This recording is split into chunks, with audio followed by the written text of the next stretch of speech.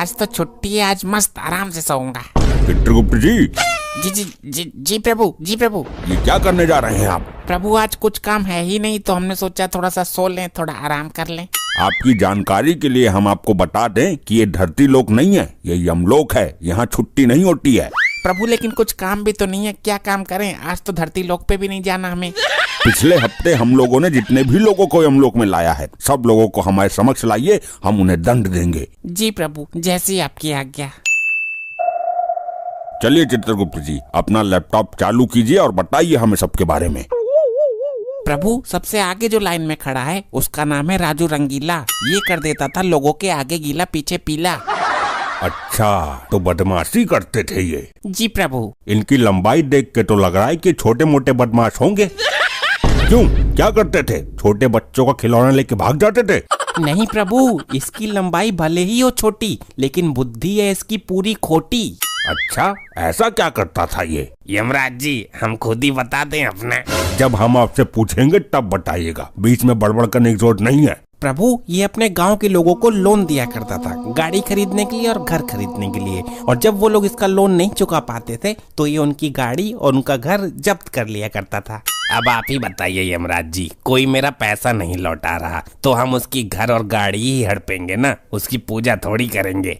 चित्रगुप्त जी। जी प्रभु। आगे बताइए। जी प्रभु, अब यहाँ से इसकी बदमाशी शुरू होती है प्रभु। वो कैसे? जिन लोगों ने इससे गाड़ी और घर लेने के लिए लोन पे पैसे लिए, वो लोग लोन ना चुका पाए, वहीं पे ये बदमाशी करता था। अच्छा, कैसी बदमाशी? प्रभु जैसे ही लोन चुकाने की डेट आया करती थी, ये उसके 2 दिन पहले गायब हो जाता था। अच्छा। और लोन चुकाने की डेट से 4 दिन बाद वापस आया करता था। अच्छा, तो ये है शरीर छोटी लेकिन बुद्धि खोटी। आगे तो सुनिए प्रभु। बताइए। फिर जब गांव वाले इसके लोन का पैसा वापस करने आते थे तो ये बोलता था कि अब देने की तारीख निकल गई है, अब 20% इंटरेस्ट लगेगा, लेकिन लोन देने के टाइम पे ये बोलता था कि सिर्फ 5% इंटरेस्ट लगेगा। बदमाश तो बहुत ही खतरनाक था ये। और प्रभु इतना ब्याज गांव वाले दे नहीं पाते थे तो ये जाता था उनके घर और गाड़ी पे कब्जा कर लेता था। बहुत ही बुरा काम करता था ये इंसान। चित्रगुप्त जी। जी प्रभु। इसको तुरंत नर्क में भेजा जाए और गरम तेल की कढ़ाई में इसको तला जाए। और एक बात याद रहे। जी प्रभु। कढ़ाई का तेल 20% अधिक गर्म होना चाहिए ताकि इसका ब्याज का पूरा प्याज निकल जाए। जी प्रभु, जैसी आपकी आज्ञा। प्रभु हमको भी कुछ बोल लेने दीजिए। हमें फालतू बातें सुनने की आदत नहीं है, ले जाइए इसे हमारे सामने से। अगला कौन है चित्रगुप्त जी, उसके बारे में हमें बताइए। प्रभु ये जो दूसरे नंबर पे व्यक्ति खड़ा है, वैसे तो इसका नाम प्रियांशु है, लेकिन रात में ये प्रिया बन जाता है। मतलब हम समझे नहीं, क्या ये इच्छाधारी इंसान था? नहीं प्रभु, ऐसा कुछ नहीं है। ये लोगों को कंफ्यूज करता था, दिन भर अपना काम करता था और रात में लड़की की आवाज निकालकर लोगों से पैसा लूटता था। अच्छा, तो ऐसी बात है। जी प्रभु। चलिए तो प्रिया जी, हमें भी बेवकूफ बना के दिखाइए। अयो यमराज जी, आपको कोई कैसे बेवकूफ बना सकता है जी? नहीं नहीं नहीं नहीं। लेकिन हमें जानना है कि आप किस आवाज में लोगों को बेवकूफ बनाते थे। उसके लिए कोई एक मेरे से बात करने के लिए लगेगा जी। वो जो आपके पीछे व्यक्ति खड़ा है ना, उससे बात कीजिए। अयो ये तो बुजुर्ग होता जी। कोई भी होने दीजिए, आप अपनी आवाज सुनाइए बस। ठीक है, मैं कोशिश करता। यमराज जी मान लीजिए मैंने फोन किया है इसको, अभी घंटी जा रही है, ट्र ट्र, अभी ये उठाते हैं, फिर मैं बोलता हूँ कि हेलो, क्या कर रहे हो? अरे कौन बोल रहा है? मेरे को नहीं पहचाना तुमने? मैं तुम्हारी बाबू, मैं तुमसे बहुत प्यार करती हूँ। बताओ, मेरी किस्मत भी ऐसी है कि जवानी से बुढ़ापे में किसी का प्यार नहीं मिला। अब यमलोक में आ रहा हूँ तो प्यार करने वाली मिल रही है। अच्छा सुनो ना। हाँ हाँ बोलो बोलो। मैं तुमसे शादी करना चाहती हूँ। अरे यार, तुम्हारी आवाज तो बहुत अच्छी है। मेरे से शादी करोगे ना तुम? अरे बिल्कुल करेंगे, यमलोक में करेंगे। तो मेरा एक छोटा सा काम कर सकते हो क्या? अरे एक नहीं, तुम 100 बताओ, 100 काम करवा देंगे तुम्हारे। मेरे को बस 1000 रुपए भेज दो ना, मेरे को बहुत जरूरत है।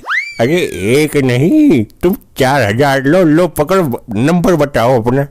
ओ दादाजी, थोड़ा कंट्रोल में, ये धरती लोक नहीं है, यमलोक है। प्रभु लेकिन मेरा इस पर दिल आ गया है, मेरी इससे शादी करवाइए अब। अरे मैं लड़का हूँ भाई, ये कैसी बातें कर रहा है तू? और हमने सिर्फ इसकी आवाज सुनने के लिए ऐसा करने को बोला था। प्रभु प्लीज मेरी भावनाओं को समझिए, मेरी एक बार भी शादी नहीं हुई प्रभु। अरे ऐसे कैसे हो सकता जी, मैं लड़का होता जी। कोई बात नहीं।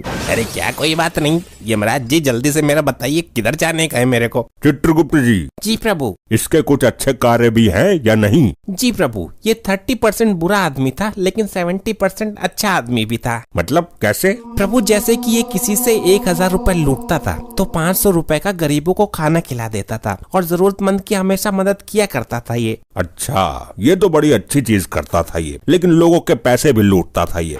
तो एक काम करिए चित्रगुप्त जी, जी प्रभु। पहले इसको नर्क में भेजिए, कढ़ाई में तेल गरम करिए, लेकिन इसको कंफ्यूज करने के लिए बोलिए कि तेल एकदम ठंडा है।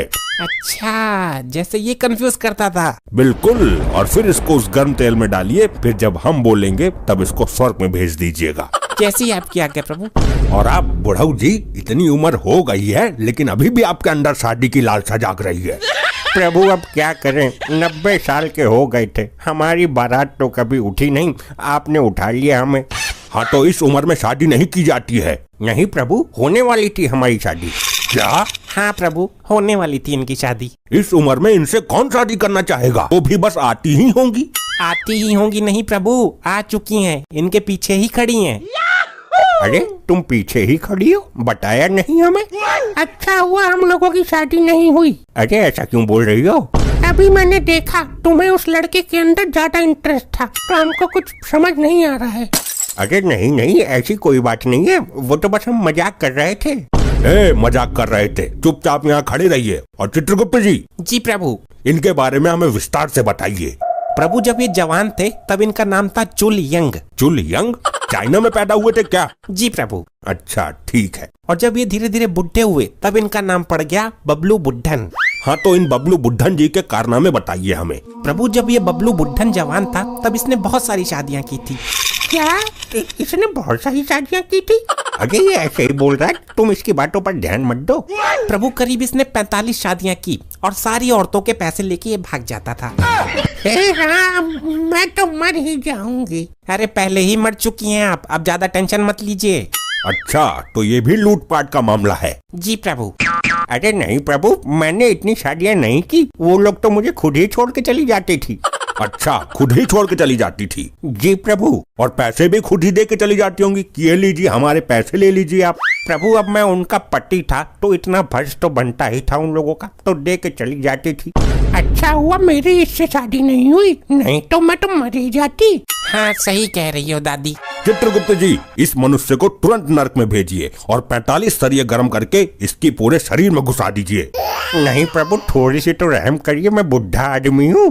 तुमने तो उन औरतों पर रहम नहीं की, सारे पैसे खा गए। प्रभु पैसे नहीं, खाना खाया था। चुप रहो तुम। चित्रगुप्त जी, लेके जाइए इसको। और अभी कितने लोग बचे हैं चित्रगुप्त जी? प्रभु ये बूढ़ी अम्मा है और इनके पीछे 2 लोग और हैं। ठीक है, इन तीनों को आज के लिए आराम दीजिए, इनको हम अगले एपिसोड में सजा सुनाएंगे। जैसी आपकी आज्ञा प्रभु। चलिए आप लोग आराम कीजिए, जाइए।